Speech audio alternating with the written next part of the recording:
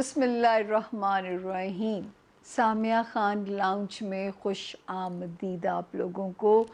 ایک بار پھر سے زندگی نے موقع دیا آپ سے روبرو ہونے کا، آپ سے ہم کلام ہونے کا۔ رب کا شکر کہ ایک بار پھر سے زندگی موقع دے رہی ہے۔ حالانکہ پاکستان میں کرونا کی تعداد چائنا سے بھی ایکسیڈ کر گئی ہے، اور اللہ کے حکم سے ہم 17ویں نمبر پہ آ گئے ہیں دنیا میں جو وکٹمائز ہو رہا ہے کرونا کے پیشنٹس۔ ابھی تو بہت سارے لوگ ہیں جو رجسٹر نہیں ہو رہے ہیں، جن کو رجسٹر نہیں کیا جا رہا۔ ہاسپٹلس میں ہمارے جگہ نہیں ہے، ڈاکٹرز نے بھی اعلان کر دیا ہے کہ ہاسپٹلس بند ہونے جا رہے ہیں۔ تو میں نے آپ لوگوں سے کہا تھا کہ جیسے آپ لوگ گواہ ہیں، اور آپ وہ ویڈیو بھی ایک علیحدہ سے بھی جاری کر دی گئی ہے، کہ یقین کیجئے کہ مجھے اس میں کیونکہ اپنے ان پروگرامز کی نہیں ڈال سکتی، یوٹیوب کی ایک ریسٹرکشنز ہیں، لیکن وہ کلپ موجود ہے یوٹیوب پہ جب میں یہ بار بار کہتی تھی، اور مجھے ڈر بھی لگتا تھا کہ میرے اوپر ہی کہیں گورنمنٹ کا نزلہ نہ گر پڑے یا غصہ نہ گر پڑے، جب میں کہتی تھی کہ جب بار بار لاک ڈاؤن کو ڈھیلا نرم یہ کر دیں وہ کر دیں، غربت سے لوگ مر جائیں گے، تب بھی میں یہ بات کہتی تھی کہ غربت سے 15 مئی تک نہیں مریں گے۔ اگر یہ سپریڈ کر گیا اور اگر یہ پھیل گیا پاکستان میں، تو پاکستان کے باقی تو حالات چھوڑیے، آپ پاکستان کی اکانومی سروائیو نہیں کر سکتی، کیونکہ یہ والا سال پاکستان کے لیے ٹفسٹ سال ہے۔ 2019 میں بگننگ ہونی تھی معاشی بحران کی، اور انتہا ہونی تھی 2020 کے اندر۔ تو میرے اف اور بٹ ہر کہانی میں موجود تھے کہ 15 مئی تک اس کو سیریس لیا جائے، اس کو کرفیو لگا دیا جائے، ایسے اقدامات کیے جائیں، ورنہ پاکستان کا اللہ حافظ ہے۔ اللہ نگہبان ہو ہمارا، کیونکہ یہ ملک اللہ ہی کے نام پہ بنا ہے۔ میرا خیال ہے کہ یہ واحد ہی نیشن ہے جو اپنی ساری ڈوریاں رب کے اوپر چھوڑ کے ہم چل رہے ہوتے ہیں۔ تو ان حالات میں آج میں نے سوچا کہ میں بہت فین ہوں واصف علی واصف کی، اور میں نے ان سے جینا سیکھا ہے۔ شاید آپ لوگ میں سے بہت سارے لوگوں نے ان کو نہ پڑھا ہو، میں نے ان سے جینا سیکھا ہے، ان کو پڑھ کے، ان کو سمجھ کے۔ تو میں نے سوچا کہ میں نے آپ لوگوں سے کہا تھا کہ ہم کسی نہ کسی ٹاپک پہ بھی آئندہ بات کیا کریں گے۔ میں آپ کا زیادہ ٹائم نہیں لوں گی، مجھے پتہ ہے کہ ہر بندے کو انٹرسٹ ہے کہ اس ہفتے کی ڈیٹس کی کہاں الارمنگ ہے۔ تو جو ہے وہ دعا کہتے ہیں ایمان کے اعلیٰ درجے کی ایک نشانی ہے، اور جس قوم کا یا جس فرد کا دعا پہ سے ایمان ختم ہو جائے، جس قوم کا یا فرد کا اگر دعا پہ سے ایمان ختم ہو جائے، تو سمجھیے کہ اس کا آنے والا جو وقت ہے وہ مصیبت کا زمانہ آ رہا ہے۔ تو بڑے نصیب کی بات ہوتی ہے کہ اگر آپ کو اپنی دعا پہ یقین ہو، آپ کو اپنی دعا پہ آپ کا توکل سٹرونگ ہو۔ تو یہ وہ حالات ہیں، ہم ہمیشہ سے سنتے آئے تھے، ہم جنگی حالات کے اندر ہیں، ہم حالت جنگ میں ہیں۔ اب تو ہم سچ مچ حالت جنگ میں ہیں، کیونکہ میں جو 3rd ورلڈ وار کے سائن مجھے نظر آتے تھے، اور اب تو یہ شاید وقت ثابت کرتا جا رہا ہے، کیونکہ حضرت علی علیہ السلام کے مطابق کوئی بھی وبا 70 دن سے زیادہ، میں غلط نہ ہوں، اگر غلط ہو تو مجھے معاف کر دیجیے گا، لاسٹ نہیں کرتی، لیکن یہ وبا اگر یہ اللہ کی طرف سے تھی تو اب تک اسے سمٹ جانا چاہیے تھا۔ اب یہ لگتا ہے، میں نے آپ لوگوں سے تب بھی کہا تھا کہ اگر 15 مئی کے بعد بھی حالات نہیں سنبھلتے اور یہ پھیلتا ہے، تو پھر میرے رب کا اسکرپٹ کیا ہے وہ وہی جانتا ہے۔ تو ان حالات میں ہمارے پاس چارہ نہیں رہ جاتا، اللہ سے دعا کا کنیکشن جتنا ہم سٹرونگ کر لیں، جتنا رب کے ساتھ دعا کا کنیکشن ہم سٹرونگ کر لیں۔ جیسے میں نے کہا کہ جس قوم کا یا فرد کا اپنی دعا پہ سے اعتماد ختم ہو جائے، سمجھ لیجیے اس کا آنے والا وقت جو ہے وہ مصیبت کا وقت ہے۔ ہمیں بہت ساری الارمنگ کالز ملی، ہمیں بہت سارے ایسے مواقع دکھائے گئے کہ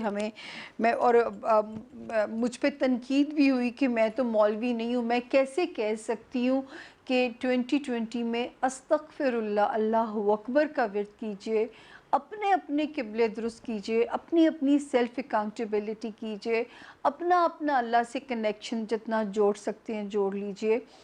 کیونکہ دیکھیے دعا نہ الفاظ کی محتاج ہے، ٹھیک ہے، یہ الفاظ کی محتاج نہیں ہے۔ اگر آپ کی ایک دکھی آنکھ بھی رب کی طرف اٹھ گئی ہے،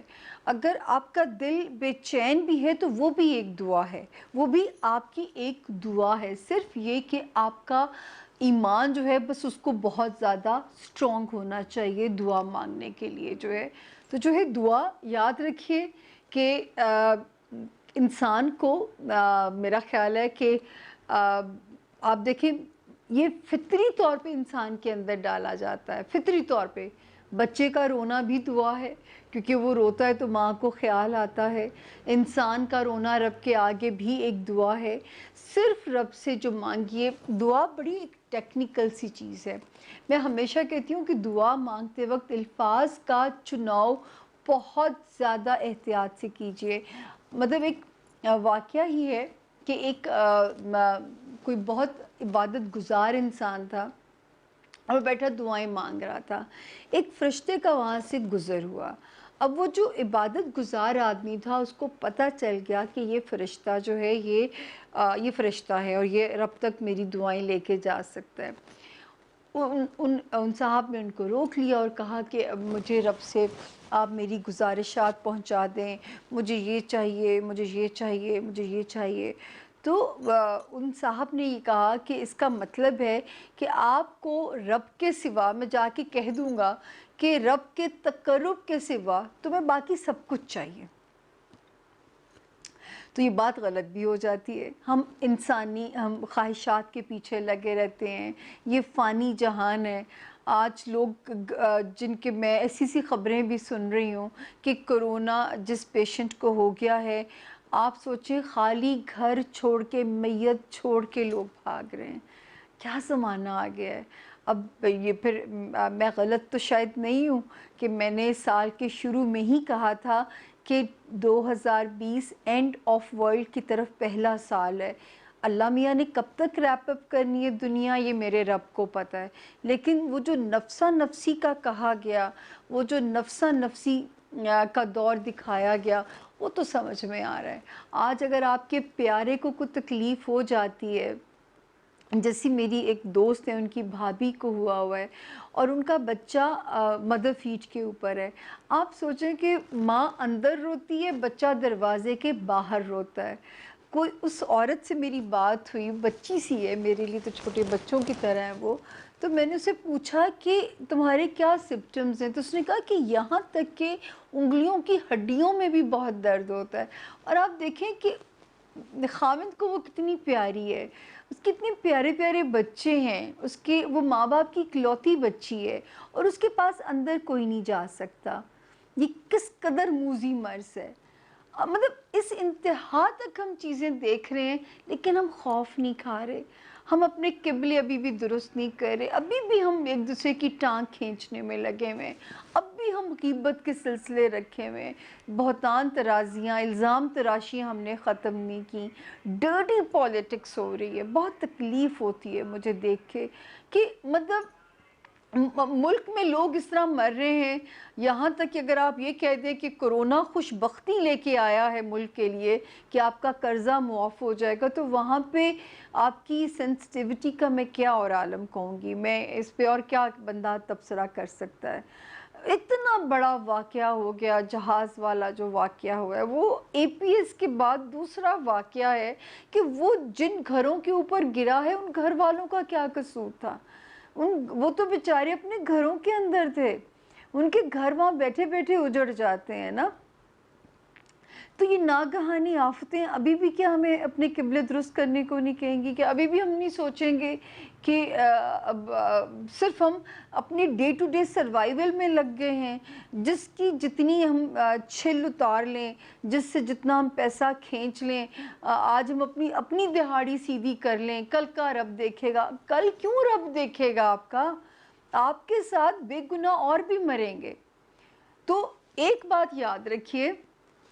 ہمیں یاد رکھیے، جس کی دعا قبول ہوتی ہے نا، کیونکہ نفرت کرنے والوں کی دعا کبھی قبول نہیں ہوگی، یہ میں آپ کو بتا دوں۔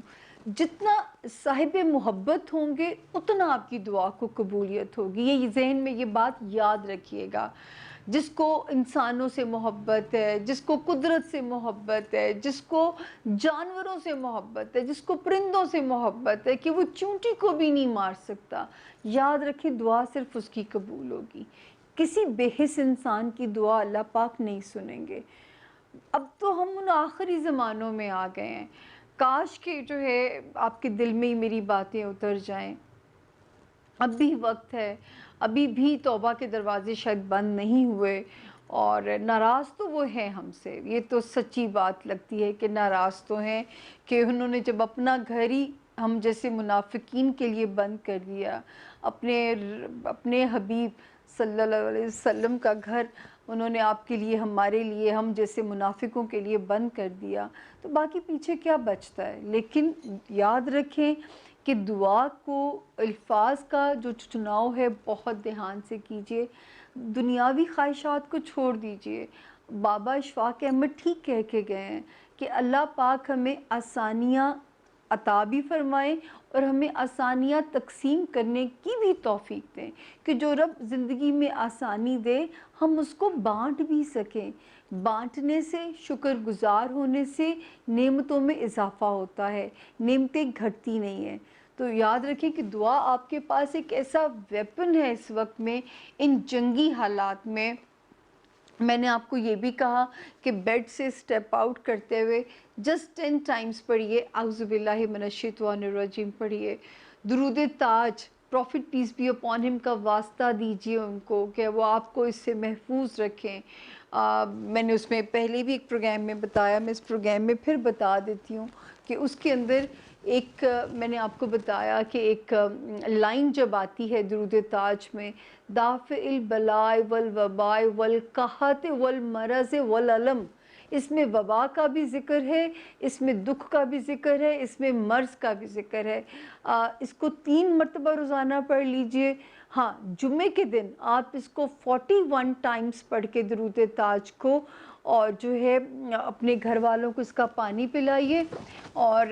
جب آپ ان کو ان کے حبیب کا واسطہ دیں گے تو وہ ایک شعر ہے نا کہ اب احتساب میرے گناہوں کا کس لیے، میں نے واسطہ دیا ہے تجھے تیرے حبیب کا۔ تو اللہ کرے کہ یہ جو ہے صرف یہ یاد رکھیں کہ دعا یہ نہیں، اس میں آپ یہ نہیں کر سکتے، اللہ میاں کو ڈوج نہیں دے سکتے، وہ ہماری نیتوں کے حال جانتا ہے۔ میں نے کہا کہ دعا کا صاحب محبت ہونا بہت ضروری ہے، یہ میں نہیں کہتی، یہ واصف علی واصف کہتے ہیں کہ اسی، اور پوری کائنات کی خیر مانگیے، کائنات کی خیر ہے، آپ کی خیر ہے۔ دعا کو کبھی بھی اس کا دائرہ محدود مت کیجئے، مجھے یہ دے دے، مجھے وہ دے دے، نو، پوری کائنات کی بھلائی مانگیے اس وقت میں، تاکہ اللہ پاک جو ہے اس کسی، اور جو نیک لوگ ہیں اس وقت ان کو چاہیے کہ وہ گنہگاروں کے لیے دعا مانگ دیں، آپ کا دعا مانگنا ہی شاید ان کے لیے آسانیاں کر جائے گا۔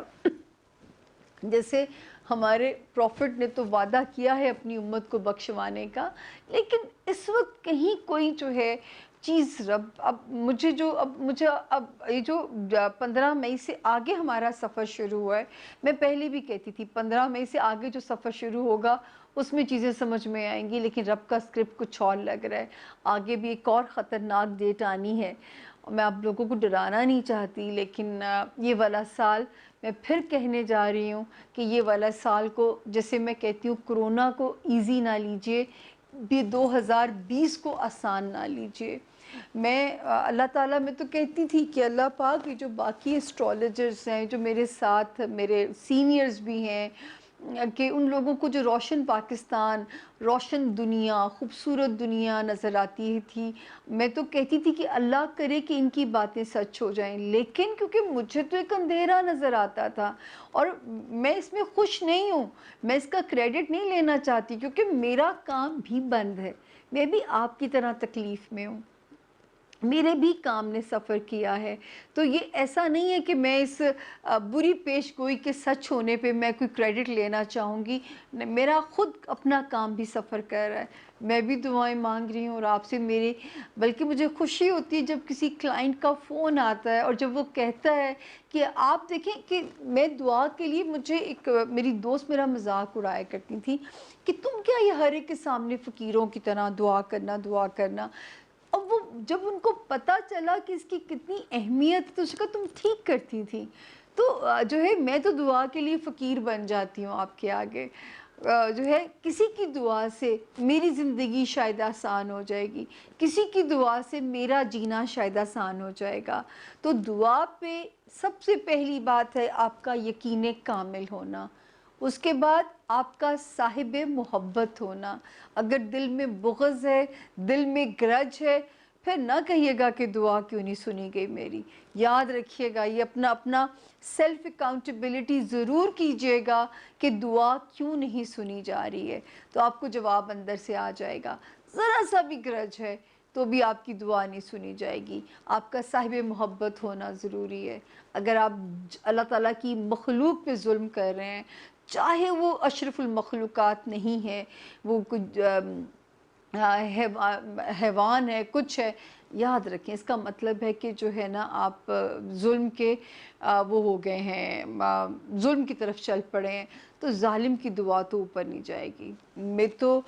وہ کہتے ہیں نا، جیسے عمران خان صاحب کہا کرتے تھے کہ ظلم کی حکومت نہیں چل سکتی، کہ کفر کی حکومت نہیں چل سکتی، تو یہی اسی طرح بات ہے کہ ایسے انسان کی دعا بھی اوپر نہیں جا سکتی جس انسان کے دل میں کسی دوسرے انسان کے لیے برائی موجود ہوگی۔ تو دعا پہ اعتماد رکھیے، یاد رکھیے کہ دعا وہ واحد سہارا ہے جس کے لیے شاید رب نے آپ کو زمین پہ اتارا ہے، ورنہ ان کے پاس عبادت کے لیے بے شمار فرشتے ہیں، ہم تو وہ حق بھی ادا نہیں کر سکتے